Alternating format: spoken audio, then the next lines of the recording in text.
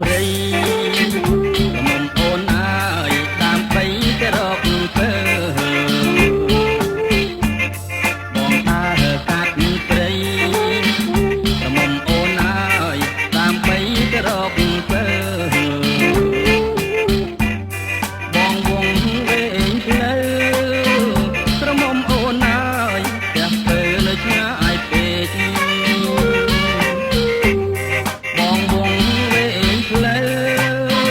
ក្រមុំអូនអើយផ្ទះទៅនៅឆ្ងាយពេករកផ្លូវឃើញហើយក្រមុំអូនអើយបែកចង់ការជេករកផ្លូវឃើញហើយ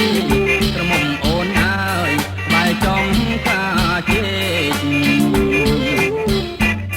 បងនឹកអូនពេកក្រមុំអូនអើ